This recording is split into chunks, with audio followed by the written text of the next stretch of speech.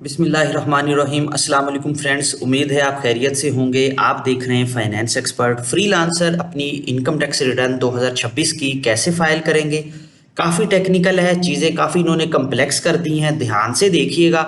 अपनी तरफ से मैंने पूरी कोशिश की है कि मैं आपको हर चीज़ क्लियर कर दूं। अगर आप अपनी रिटर्न खुद फाइल करना चाहो विदाउट एनी कंसल्टेंट तो आप कर सकते हो, ठीक है। और इसको ध्यान से देखिएगा प्लीज़। मैं इसको अब लॉगिन कर रहा हूँ। अच्छा, लॉगिन करने के बाद जी आपने जब अपना 2026 का फॉर्म ओपन करना है ना, ये डिक्लेरेशन में आके ये देखें 2026 एंड ऑनवर्ड, इस पे आपने आना है। आप जैसे इस पे क्लिक करोगे ये आपको बाज़ दफ़ा एरर दे देता है कि जी आप अपना प्रोफाइल अपडेट करो, तो उसमें आपने घबराना नहीं है। आपने सिर्फ यहाँ पे आना है और इधर प्रोफाइल में जाके जो इनकम सोर्सेज का सेक्शन है वहाँ पे आपने कोई भी एक या दो इनकम सोर्सेज सेलेक्ट कर लेने हैं। कोई मर्जी कर ले, वो सिर्फ फॉर्मेलिटी है, उसका टैक्स के साथ कोई ताल्लुक नहीं है, ठीक है। वो सिर्फ सिस्टम को आगे लेके जाने के लिए एक हमें चीज़ करनी पड़ती है। हो सकता है ये एरर एफबीआर आगे ठीक कर दे तो आपको एरर आए ही ना, लेकिन अगर एरर आता है ना कि अपना प्रोफाइल अपडेट करें, तो आपने प्रोफाइल में इनकम सोर्सेज में कोई भी एक या दो सोर्सेज को सिलेक्ट कर देना है, उसको वेरीफाई कर देना है, तो वो फिर आपको एरर नहीं देगा। डिक्लेरेशन में आपने आना है। डिक्लेरेशन में यहाँ पे जी नॉर्मल आएगा, 2026 आपने लिखना है और आगे चल पड़ना है। जैसे ही आप आगे जाओगे जो सिलेक्ट वहां पे आपने इस प्रोफाइल में किए होंगे ना, वो यहाँ पे भी शो हो रहे होंगे। फर्ज किया वहां पे आपने एक दफा खाना पूरी के लिए रेंटल इनकम भी शो कर दिया था, इनकम फ्रॉम अदर सोर्सेज भी कर दिया था। तो अब आपको पता है कि जी मेरी फ्रीलांसिंग इनकम है, ये दो इनकम मेरी नहीं है। क्यों? फ्रीलांसिंग का कोई इन्होंने सेपरेट बॉक्स तो नहीं बनाया हुआ। फ्रीलांसिंग इनकम फ्रेंड्स आएगी इनकम फ्रॉम बिजनेस में। फ्रीलांसिंग इनकम को इनकम फ्रॉम बिजनेस में लेना है। इस दफ़ा इन्होंने चेंजेस किए हैं, काफ़ी टेक्निकल काम कर दिया है। आप ये समझ लें कि मुझे खुद समझने के लिए थोड़ा सा टाइम लगा है कि इसको कैसे लेके चलना है सिस्टम के मुताबिक, क्योंकि हम अपनी वर्किंग सिस्टम के मुताबिक कर रहे होते हैं कि सिस्टम उस चीज़ की डिमांड कैसे कर रहा है, तो हमने वैसी वर्किंग करनी है। पहले हम इसको इनकम फ्रॉम फॉरेन सोर्सेज में करते थे, ठीक है, लेकिन अब हम इनकम फ्रॉम बिजनेस में करेंगे, क्योंकि अब इसको उन्होंने फ्रीलांसिंग को इसके साथ लिंक कर दिया है। अब हम फॉरेन सोर्सेज में अगर डालेंगे भी ना, तो वो वहां पे आप कर ही नहीं सकोगे, एंट्री नहीं होगी उसकी, तो आपने यहाँ पे नहीं जाना। Freelancing income income from business में आएगी। अगर आप रेजिडेंट हो, पाकिस्तान में ही हो, तो यस पे करें, नॉन रेजिडेंट हो तो नो पे करें। इसको स्टार्ट फाइलिंग कर ले। ये जी आपके पास फॉर्म आ गया है। अच्छा, अब इनकम फ्रॉम बिजनेस में आपने करना क्या है, देखिए आपने अदर रेवेन्यू में आना है। ये जो एक एक एंट्री आपको बता रहा हूँ ना फ्रेंड्स, ये बड़ी जो है ना प्रैक्टिकल रिसर्च करने के बाद मैंने फाइनल की है कि इसकी वर्किंग ऐसे होगी। इसके अलावा आप किधर भी करेंगे ना, चीज़ें आपकी खराब हो जाएंगी। पूरे साल में जितनी फ्रीलांसिंग इनकम आपकी हुई है, जो आपके पास आई है पेयोनीर के थ्रू, थ्यून्स, वाइज, डील, टैप टैप या स्क्रिल, जो पेमेंट गेटवे बाहर के पाकिस्तान में यूज होते हैं, उनके थ्रू अगर आई है, वो आपकी फ्रीलांसिंग इनकम है। अगर आपने पेयोनीर से डॉलर सेल कर दिए और लोकल आपने अमाउंट ले ली किसी से, तो वो आपकी इनकम नहीं है, वो लोकल बिजनेस इनकम है, वो फ्रीलांसिंग इनकम नहीं बनेगी।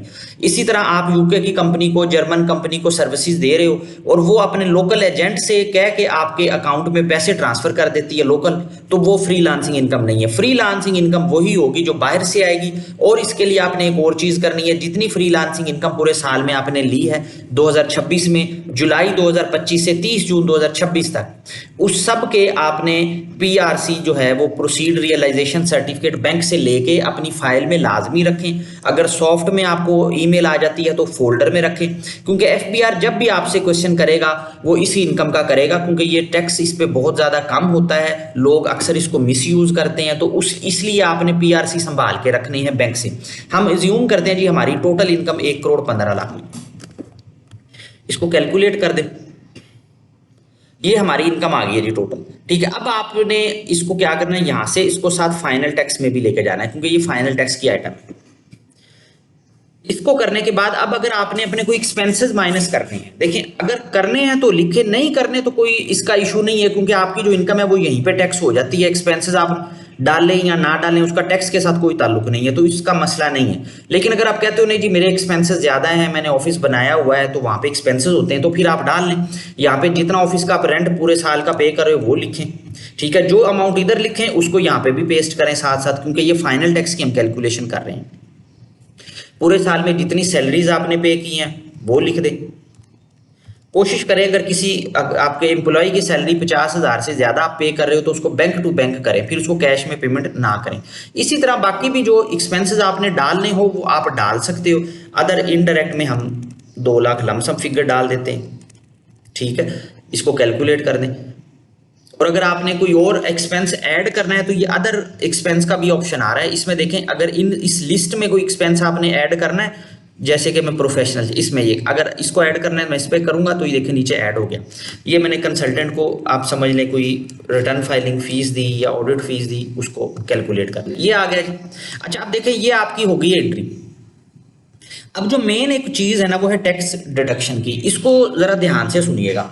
अब इसमें आपने करना क्या है, टोटल इनकम जो आपकी हुई है ना वो आपको पता है मेरी कितनी हुई है। आपने फाइनल टैक्स में आना है, फाइनल टैक्स में यहाँ पे आपने ये देखें, इसमें आपके पास जो है ना 2 सेक्शन आ रहे होंगे, एक आ रहा होगा एक्सपोर्ट, ये देखें एक ये आ रहा होगा, ये एक 1% पे, एक 0.25% पे, आपने दोनों को सिलेक्ट कर लेना है।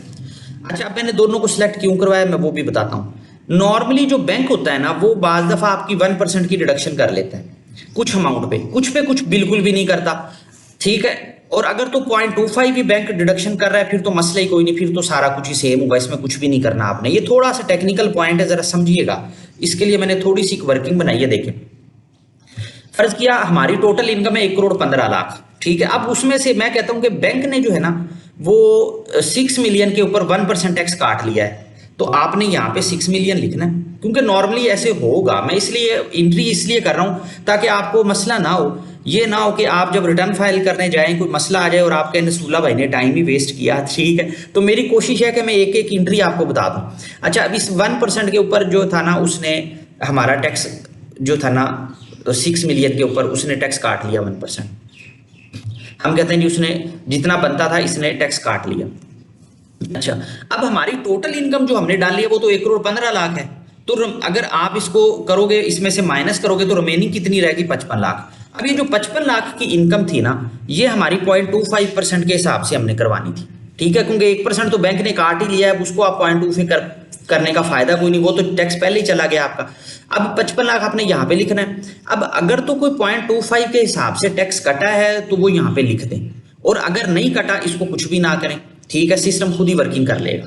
और अगर आपका बैंक में 1% टैक्स सारी अमाउंट पे कट गया तो आप 1,15,00,000 की 15 यहाँ पे लिख लें, इधर कुछ भी ना लिखें, ठीक है, क्योंकि टैक्स तो पहले ही कट गया आपका, फिर यहाँ पे लिखने का फायदा ही कोई नहीं। और अगर कुछ अमाउंट पे 1% कटा है, कुछ पे 0.25% कटा है, तो उसकी मैंने बाइफर्केशन बता दी है आपको, लेकिन टोटल इनकम यही रहेगी। देखिए 1,15,00,000 जो हमने अपना रेवेन्यू शो किया, टोटल इनकम आपने नहीं छेड़नी। ये करने के बाद जी आपने आना है बैलेंस शीट पे। ये उन्होंने पहले नहीं थी, ये इस दफा उन्होंने थोड़ा सा कम्प्लेक्स किया, पहले बड़ा सिंपल था। अच्छा अब ये कैपिटल की अमाउंट आपने लिखनी है फ्रेंड्स। देखिए जी कैपिटल क्या होता है फ्रेंड्स, कैपिटल देखिए अगर आप फ्रीलांसिंग कर रहे हो तो आपके पास फ्रीलांसिंग के से रिलेटेड कुछ चीजें होगी, लैपटॉप होगा, आपके पास कुछ गैजेट्स होंगे, अगर आप गेमिंग कर रहे हो कोई और चीज होगी, आप ऑफिस अगर आपने बनाया हुआ तो वो चीजें होंगी, उन सब की आपने एक वैल्यू लेनी है कि कितने की बनती है वो। फॉर एग्जांपल हम कहते हैं नहीं वो टोटल बन जाती है 2 मिलियन की, तो कैपिटल में आपने 2 मिलियन लिख देना, ठीक है।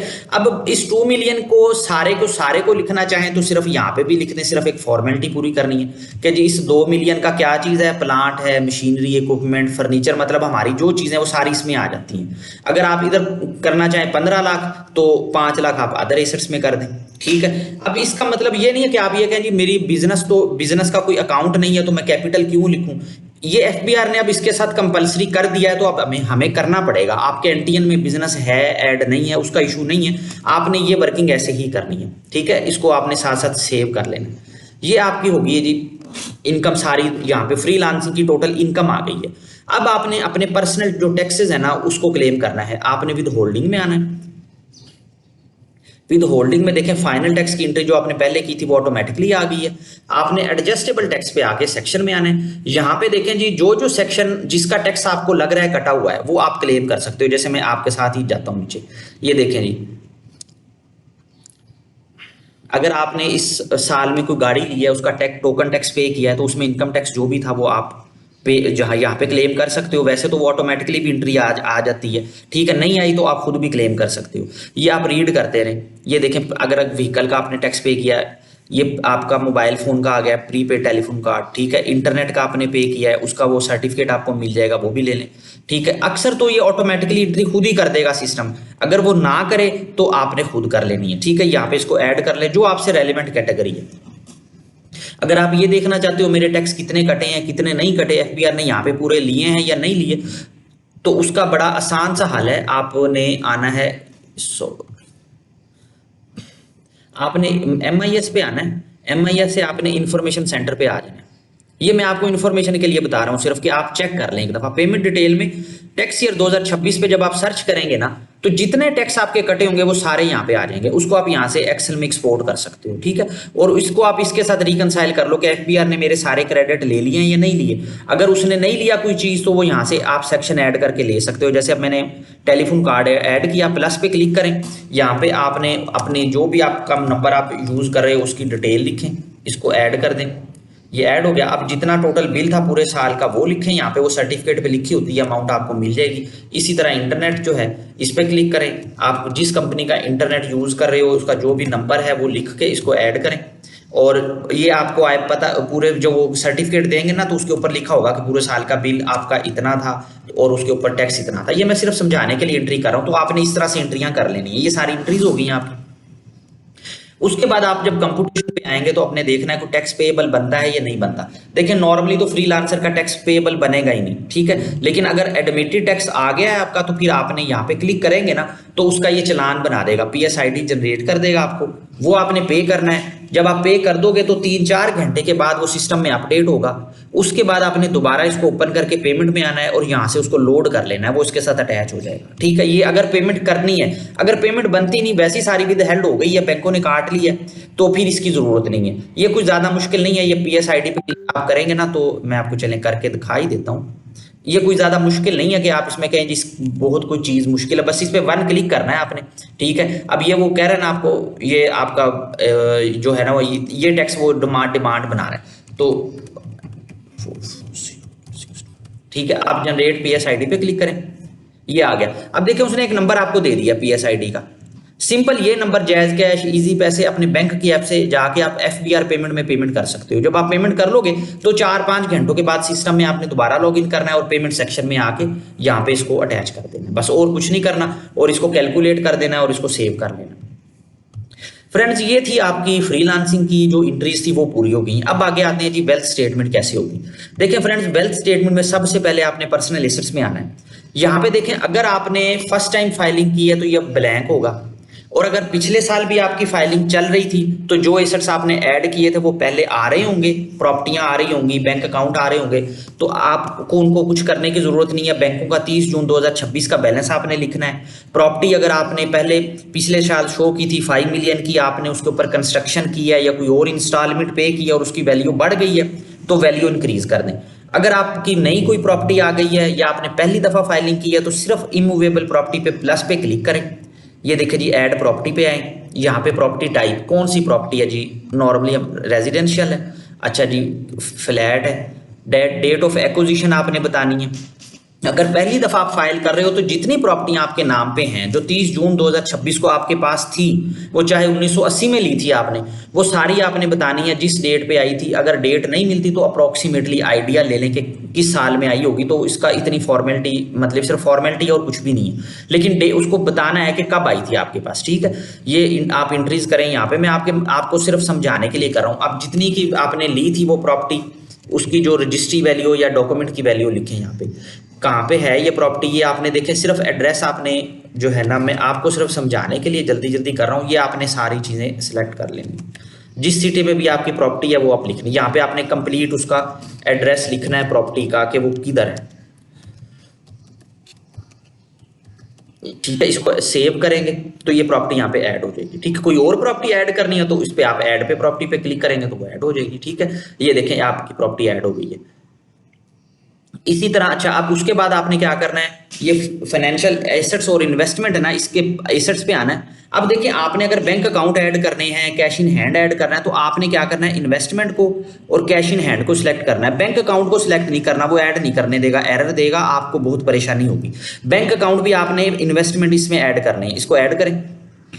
अच्छा, इसको ऐड करने के बाद यहाँ पे देखें, इन्वेस्टमेंट में जब आप आएंगे ना, तो यहाँ पे आप कुछ ना लिखें, डॉट लगाएं। यहाँ पे आप अपने बैंक की सारी इंफॉर्मेशन लिख दें, जो भी अकाउंट नंबर लिखना है, आईपीएन लिखना है, वो सबमिट करेंगे ना, तो यहाँ पे वो ऐड हो जाएगा। अब 30 जून 2025 वाले 26 वाले दिन जितना बैलेंस था वो लिखना है। कैश इन हैंड आप अगर पहली दफा फाइल कर रहे हो, तो अगर आपके पास कुछ कैश नहीं भी है तो भी डालें, और अगर आप पिछले साल भी कर रहे थे, अब भी कर रहे हो, तो एक दफ़ा इसको ब्लैंक कर दें। मैं अभी अज्यूम कर रहा हूँ कि जी हम पहली दफ़ा फाइलिंग कर रहे हैं और मेरे पास इस टाइम अप्रॉक्सीमेटली कोई 8 लाख रुपया है, ठीक है। लेकिन हम अगर 8 लाख है तो आपने कम से कम कोई 12 लाख यहाँ पे थोड़ा सा लिख दे, मतलब आपने थोड़ा सा बढ़ा के लिखना है, कम नहीं करना है इसको। अच्छा, मूवेबल एसेट्स में आए जी। अब मूवेबल एसेट्स में एसेट्स पे आपने आना है। अब आपने जो जो एसेट्स ऐड करने हैं, देखें, अगर तो एनिमल्स हैं तो ऐड करें, मोटर व्हीकल आपके नाम पे है तो इस पर क्लिक कर लें, हाउस होल्ड इफेक्ट करें, पर्सनल आइटम करें और इसको ऐड कर लें। जो ऐड करने हैं वो आपको ऐड करेंगे ना, यहाँ पे आ जाएंगे। देखिए, मोटर व्हीकल आ गया। अब कोई गाड़ी आपके नाम पे है तो आपने उसका नंबर लिखना है। ये सिर्फ मैं समझाने के लिए कर रहा हूँ, चैसी नंबर लिखने तो बेहतर है, ये आपने फिल करना है, ठीक है। ये मैं आपको समझाने के लिए सिर्फ कर रहा हूँ, ये गाड़ी ऐड हो जाएगी, ठीक है। उसकी इन्फॉर्मेशन आप देंगे तो गाड़ी ऐड होगी, जितने की आपने ली थी वो आप यहाँ पे लिख सकते हो। अच्छा, हाउस होल्ड जो है ये घर की चीजें होती है, जूते, कपड़े, फर्नीचर, ये सारी चीजें आ जाएंगी आपकी। हाउस होल्ड में आपने जो अपने घर की चीजें हैं उनकी एक वैल्यू लिखनी है। फर्ज किया हम कहते हैं जी हमारे पास तकरीबन इतनी है, कोई आके चेक नहीं करता, सिर्फ आपने वैसे लिखनी होती है। पर्सनल आइटम में आपके लैपटॉप, मोबाइल फोन, ये चीजें आ जाती हैं जो आपके पर्सनल यूज की होती हैं। हम कहते हैं जी वो हमारे पास इतनी है, इसको कैलकुलेट करें। अच्छा जी, अब ये तकरीबन सारी एंट्रीज हो गई हैं इसकी, जो आपकी वेल्थ की थी। कोई चीज़ समझ रहा है मुझे कमेंट कर दीजिएगा, मैं इंशाल्लाह बता भी दूंगा। वैसे अपनी तरफ से मैंने सारी आपको बता दी। अब जी आपने क्या करना है, आपने रिकंसिलेशन में आना है। रिकंसिलेशन में फ्रेंड्स देखें, आपकी अमाउंट खुद ही आ गई है यहाँ पे, जो इनकम आनी थी। कुछ नहीं करना, पहले एंट्री यहाँ पे हम खुद करते थे। ये एफबीआर ने एक अच्छा काम किया है, इसमें अक्सर कन्फ्यूजन होती थी लोगों को, ये उन्होंने खत्म कर दिया। एंट्री आपको यहाँ पे करने की जरूरत नहीं है। अब आपने क्या करना है, सिर्फ पर्सनल एक्सपेंस ऐड करने हैं। पर्सनल एक्सपेंस पे क्लिक करें। यहाँ पे मैं आपको रिकमेंड यही करूंगा कि सिर्फ ये 2 सिलेक्ट कर ले और कुछ भी ना करें। अलहदा-अलहदा करने की जरूरत नहीं है आपको, ठीक है। आप अलहदा-अलहदा करेंगे तो बाद में आपको मसला होगा। बस आप एक लमसम सी फिगर डालें। हम कहते हैं जी डोनेशन तकरीबन 1 लाख का दिया और तकरीबन को 2 मिलियन के घर के बाकी एक्सपेंस हुए, ठीक है जी। ये इसको कैलकुलेट कर दें। अब ये अनरिकंसाइल अमाउंट जो है फ्रेंड्स, ये 0 होनी चाहिए। जब पहली दफा आप फाइल करोगे तो ये अमाउंट पॉजिटिव में आएगी, जैसे ये अब आ रही है, ठीक है। आपने क्या करना है, इसको कॉपी करना है और इसको यहां पे आपने पेस्ट कर देना। ये आपने पेस्ट कर देना, ठीक है। ये देखें, ये 0 हो गई है। इसके बाद ये सबमिशन की तरफ चली जाएगी। और अगर आप पहली दफा नहीं कर रहे, पिछले साल भी आपने फाइलिंग की थी, तो फिर आपने क्या करना है, जब आप ये एंट्रीज कर रहे होगे ना, तो आपने कैश की अमाउंट को 0 कर देना है। सबसे पहले तो कैश को 0 करना है, ठीक है। उसके बाद ये जो अमाउंट है ना फ्रेंड्स, ये आपकी नेगेटिव में आनी चाहिए। अगर आपने पिछले साल फाइल की थी तो ये अमाउंट नेगेटिव में होनी चाहिए, ये पॉजिटिव में नहीं होनी चाहिए। अगर ये पॉजिटिव में आ गई अमाउंट, पिछले साल की फाइलिंग भी की थी और अब ये पॉजिटिव में आ गई है, तो इसका मतलब आपने गलती की है, फिर ये गलत होगी, ठीक है। तो आपकी जो अमाउंट नेगेटिव में आ रही है उसको यहां से कॉपी करें और जाके अपने कैश इन हैंड में पेस्ट कर दें। ये कैश इन हैंड, ठीक है। इसको करेंगे तो ये इसको 0 कर देगा अनरिकंसाइल अमाउंट को। ये देखें अब ये 0 हो गई है, ठीक है। अच्छा, ये करने के बाद आपने ना एक और काम करना है। ये अब आपकी वर्किंग पूरी हो गई है, इसको सेव कर लें, अच्छे तरीके से सेव कर लें, कैलकुलेट कर लें। ये सारी चीजें आ गई आपकी। आपने बिजनेस डिटेल में आना है। अब इसको ना जरा देखें, मैं जो बात बता रहा हूँ ना, बिजनेस नेम अब क्या है। अब आप फ्रीलांसिंग कर रहे हो तो ज़ाहिर आपने कोई प्रोफाइल बनाया हुआ है फाइवर पे, अपवर्क पे, आप चाहें तो उसका नाम लिख दें। अगर कोई बिजनेस डिटेल नहीं है, आप सिर्फ अपने नाम से ही काम कर रहे हो, ठीक है, तो आप सिर्फ अपना नाम लिख दो, कुछ नहीं करना। प्रिंसिपल एक्टिविटी में सर्विसेज लिख दो, ब्रांड नेम आप अपना नाम लिख दो, ठीक है। मैं आपको बता रहा हूं कि ये फॉर्मेलिटी पूरी करनी है हमने, ये सिर्फ फॉर्मेलिटी है, इसका टैक्स के साथ ताल्लुक नहीं है। स्टार्ट डेट वो कहता है जी कौन सी है, ठीक है, और कुछ ना भी करें तो बस ये आप ये जो है ना इसको जुलाई से कर दें, ठीक है, ताकि इसकी फॉर्मेलिटी पूरी हो जाए और उसको सेव कर दें। ये आ गया आपके पास, अब इसको सेव करेंगे, ठीक है, और जब आप इसको सबमिट करेंगे तो वो आपको कहेगा, देखिए अभी तो उसने सबमिशन अलाउ नहीं की, जैसे ये करेगा ना सबमिट तो वो आपको कह देगा जी पिन वेरीफाई करें और सबमिट करें। तो ये इंशाल्लाह आपको प्रॉब्लम नहीं करेगा। मैंने अपनी तरफ से पूरी कंप्रीहेंसिव वर्किंग इसलिए की है कि आप अपनी वर्किंग खुद कर सको। और अगर आपको लगता है कि ये वीडियो किसी काम की है, कोई चीज़ समझ आई है, तो प्लीज़ अपने सर्कल में इसको शेयर ज़रूर करें ताकि किसी का फ़ायदा हो। अपना बहुत ज़्यादा ख्याल रखिएगा। Thank you. अल्लाह हाफिज़।